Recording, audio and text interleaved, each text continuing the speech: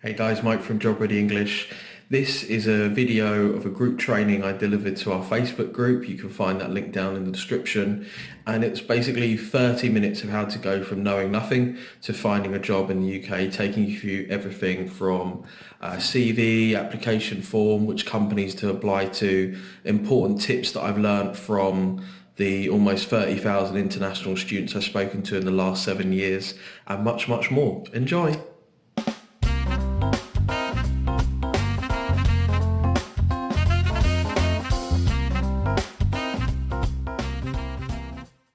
So let's talk about going from zero to job. We put this guide together for our Facebook group, and also this was part of a training as well that has been given to our Facebook group. If you want more details, check out the description below.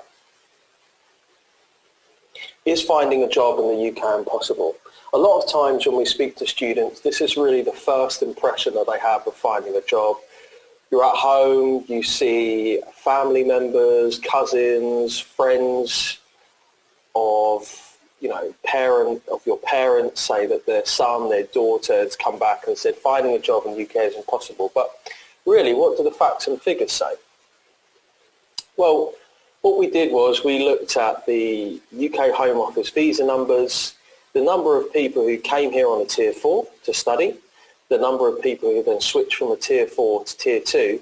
So of course, if it was impossible for an international student to get a job, then there would be no switches from a Tier 4 to a Tier 2. But we can see in 2019, over 9,000 students did switch, and in fact the numbers are going up. So we're at almost 4%. So if you imagine maybe 1 out of every 26 students actually has the potential to stay here and work in the UK.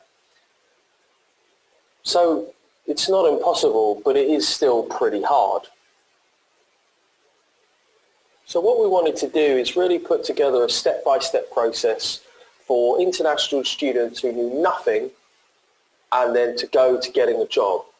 And of course, these are steps in brief, and there's lots of hard work that goes into it, but it gives you a really good idea. Just like if I all of a sudden decided to move and go to China, I'd love somebody to say to me, hey Mike, here's a guide on how you would go from being a student to finding a job in a different country. So step one. Where do we even start when we're thinking about finding a job in the UK? Well, what we need to think about is, do you want a job or not? And what I mean by that is we need to be reasonable in our expectations.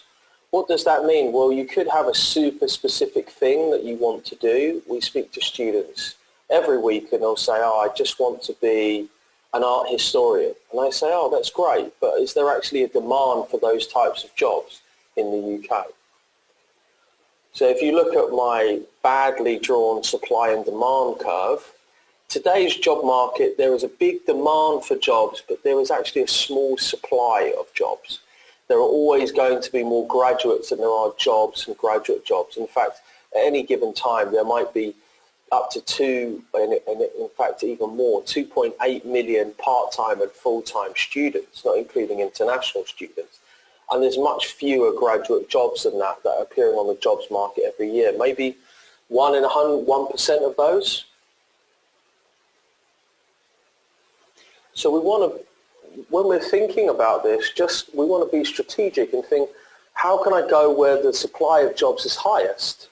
So if we look at this, which was taken from Graduate High Flyers report, which reports on Times Top 100 companies, well, we'd want to go to the industries and business sectors with the most graduate vacancies. So that would be public sector, accounting and professional services, banking and finance, and so on.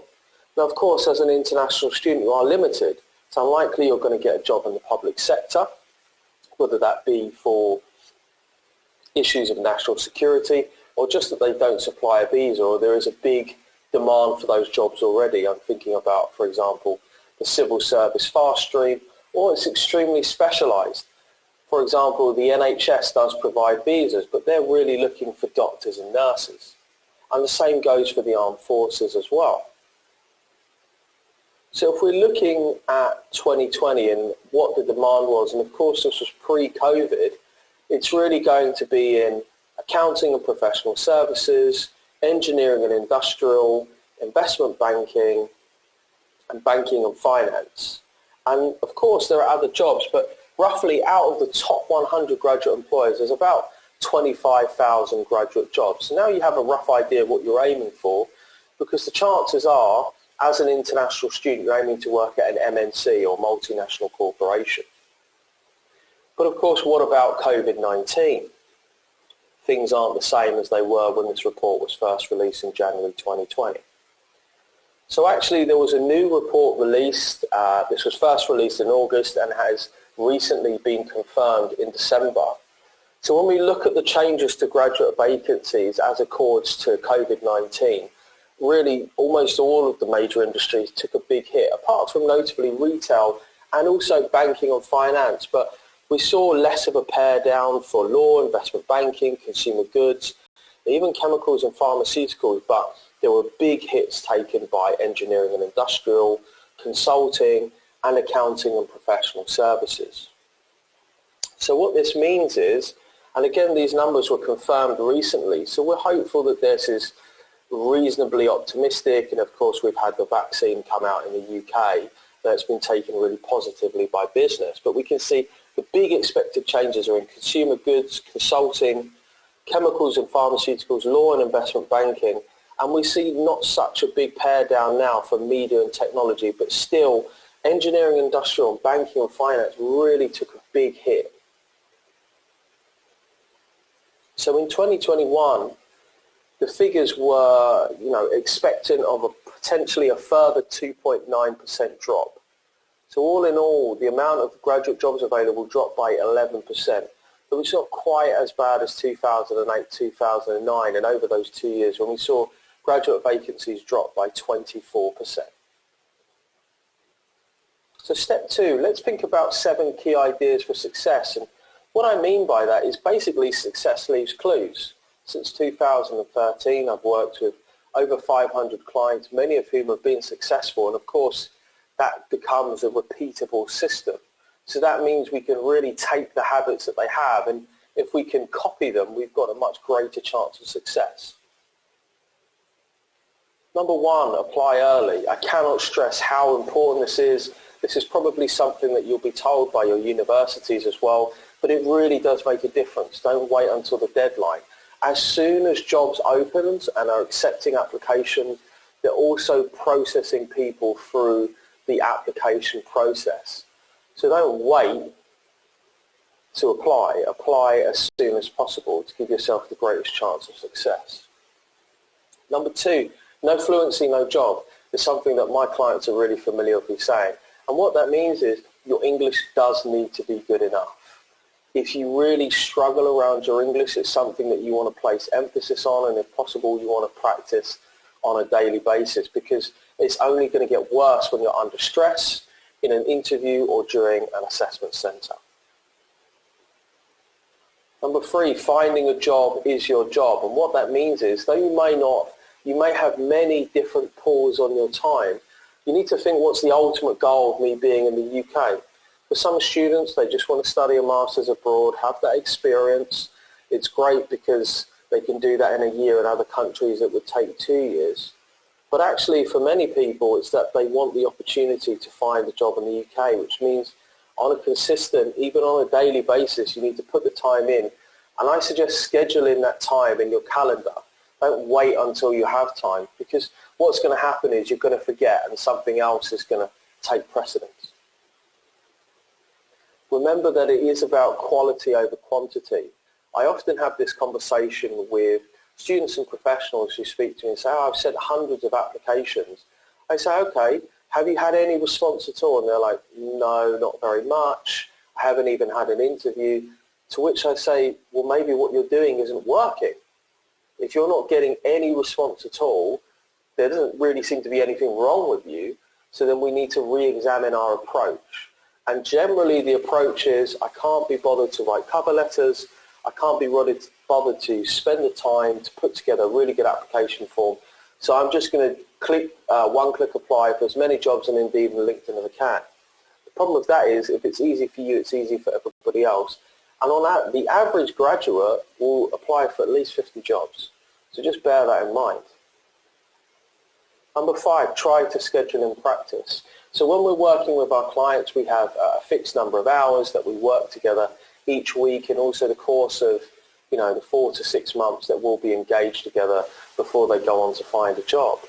Make sure you diarise, put things in, because there are going to be multiple things that you're going to do, which we're going to cover in this presentation, which could be sending applications, practicing for online tests, searching for new vacancies, practicing for interviews, and also for assessment centres. It's a lot of stuff. And if you don't diarise it, generally what's going to happen is you're going to end up freaking out and being underprepared when you get that opportunity to progress through the assessment phase. Number 6, remember it's a marathon, not a sprint. On average, with our bespoke one-to-one coaching clients, it takes 3 to 4 months, and that's with a client who's working with me one-to-one and who's probably going to spend at least 100 hours on their application process. To put that into perspective, that's almost 2.5 working weeks. So just remember that it's not going to happen overnight. Very often we have this when somebody will have been with us a month or 2 months and they're getting interviews, they're progressing really well, and they're having to wait, and then they're saying like, why haven't I got a job yet? Is there something wrong with me? No, it just takes time. Companies take time to get back to you. It takes time to send out applications. And also it takes time for you to work out the kinks in your own personal process as you present yourself for all these different interviews and practice and make sure that you can conquer the online tests. Finally, number 7, just remember that failure isn't personal. Very often over the years I've had clients call me, they've been in tears, they have had chances taken away from them, they've had offers withdrawn, they've failed final interviews.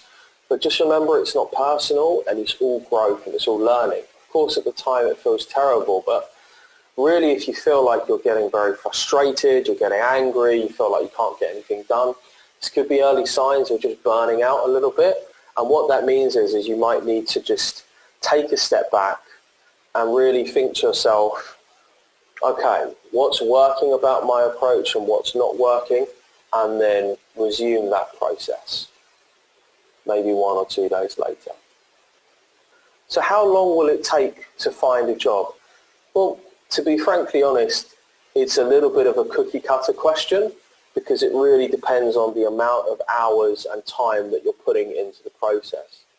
But on average with our bespoke coaching clients, it takes 3 to 4 months and about 100 hours of work. That's a rough average. So that's the time spent writing application forms, practicing for online tests, preparing for interviews, going to interviews, assessment centres, so on and so forth.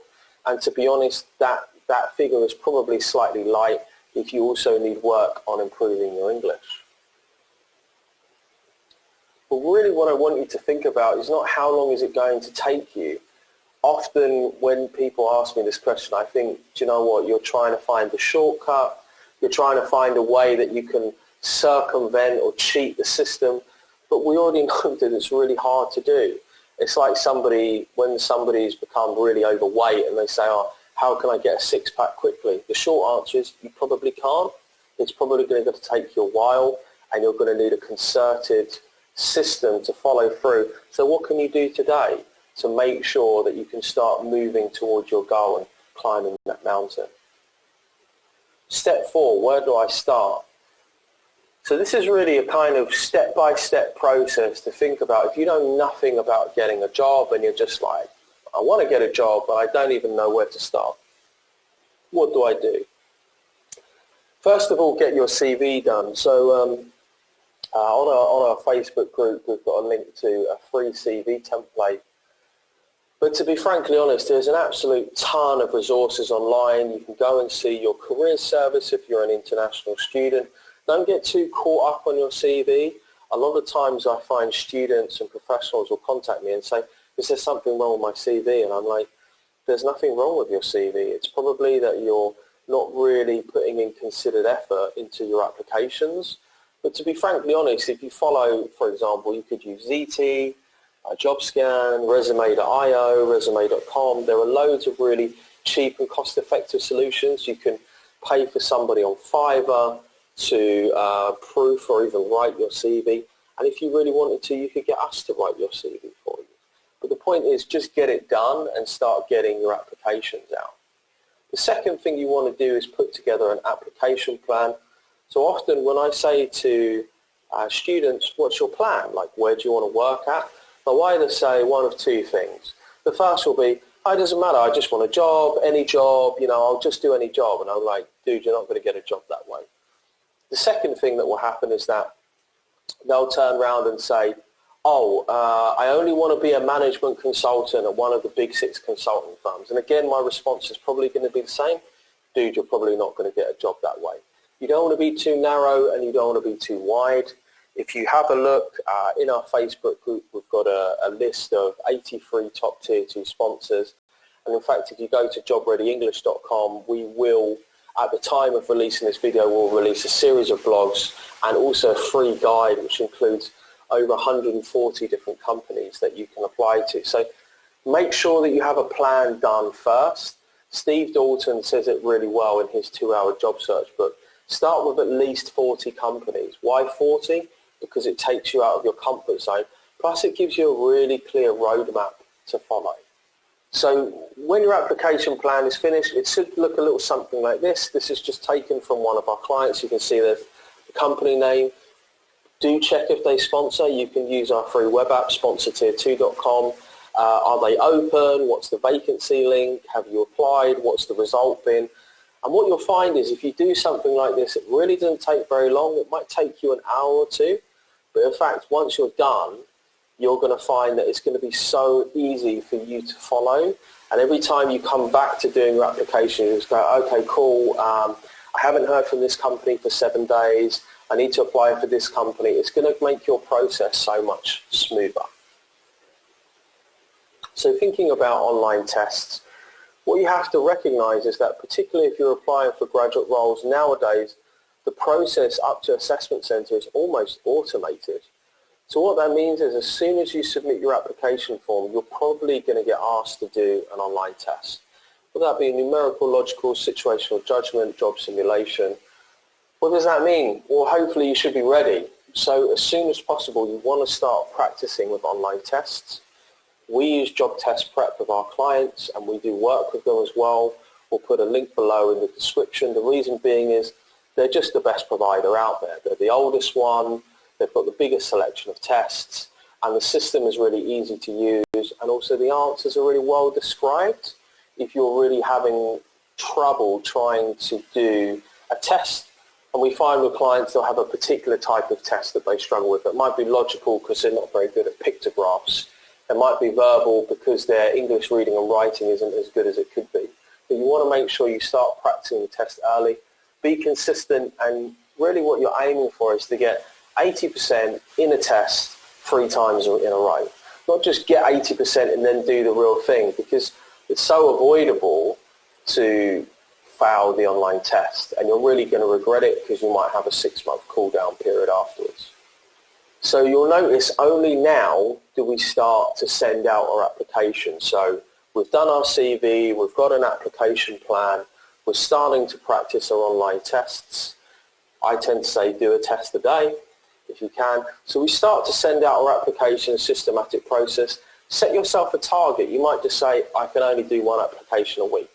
That's cool, or 3 or 5, whatever that number may be. Pick something that's going to challenge you, and then pick a day and a time when you're going to do that, and sit down and block out the time. What you'll find is this is all to do with task switching and attention residue, so it's more to do with, I would say, the psychological work, or based upon my interest in neuroscience.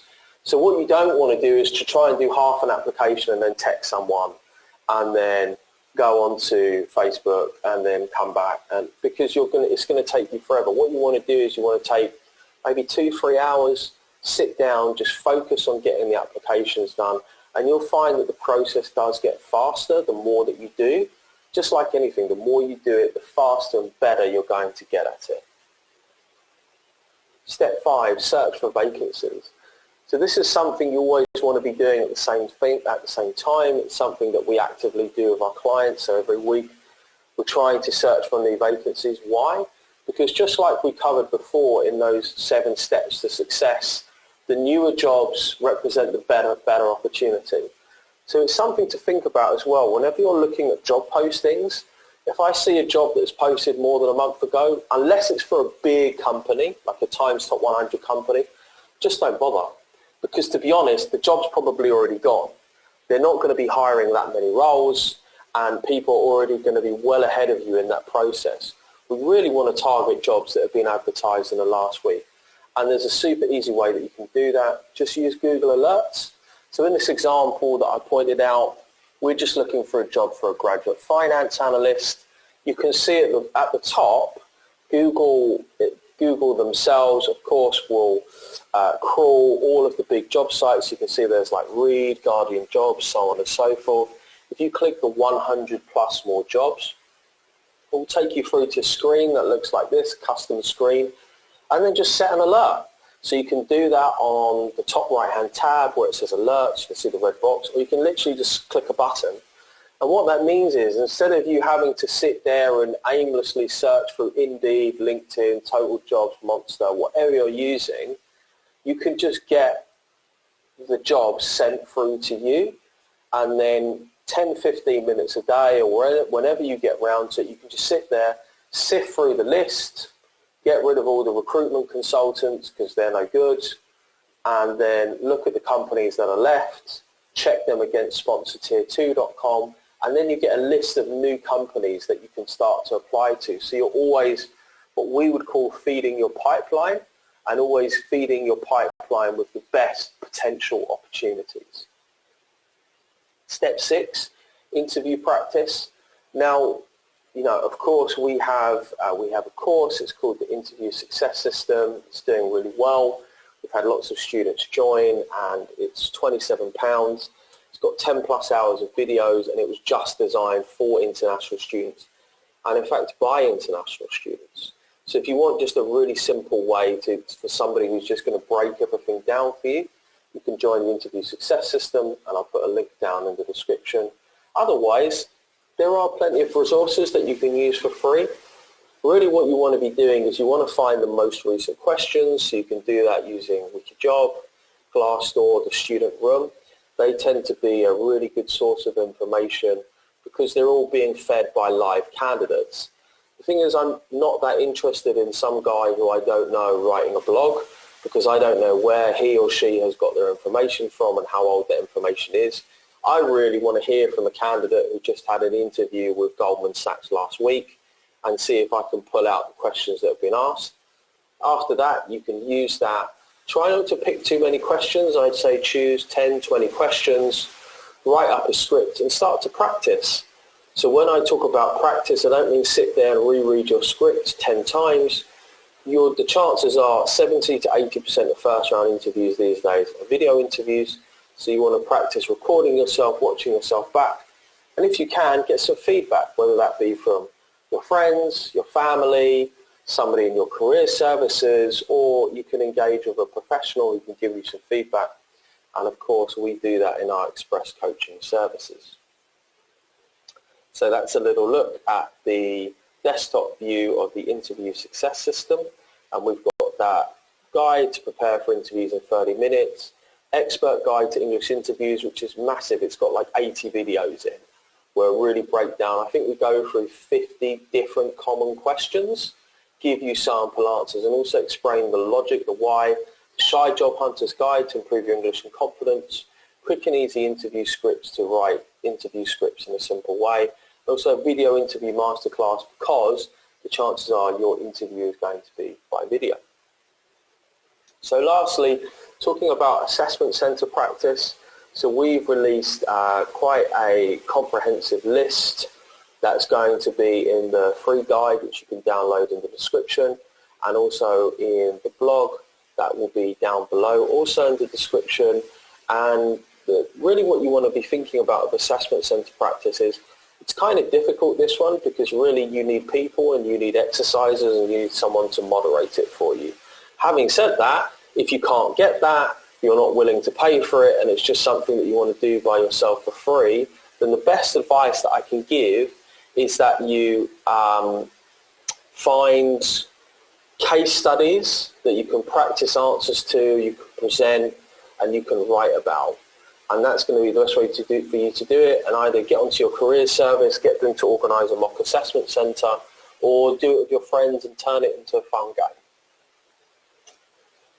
So step 5, what companies to apply to? This is a common question that gets asked, and of course it's going to come down to the industry that you're interested in. But again, we want to return to this key idea of do you want a job or not, and recognising that in your industry there may not be as many Tier 2 sponsors. So there are almost 32,000 Tier 2 sponsors, that's plus 4% from last year.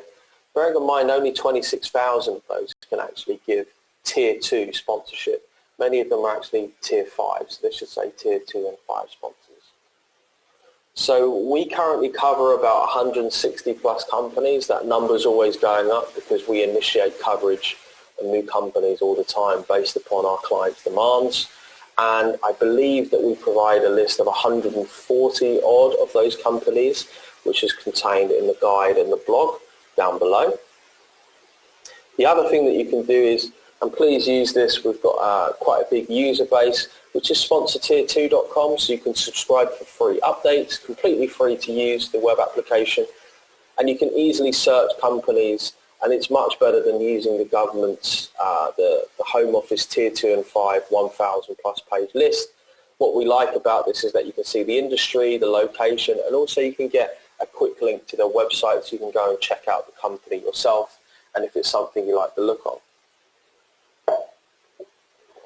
Step 6, what job should you apply to? Now, of course, this is always going to be controversial because we talk to so many students who study so many different things, so many wonderful dreams and aspirations. Really, what we're talking about is the jobs that we have seen over the last 7 years which yield the greatest chance of success to get a Tier 2 job. Because we're always asking ourselves the same question, do you want a job or not? If you're saying yes, then we're going to push you towards certain jobs and certain industries. If you say yes, but, you're going to find that a much more difficult proposition.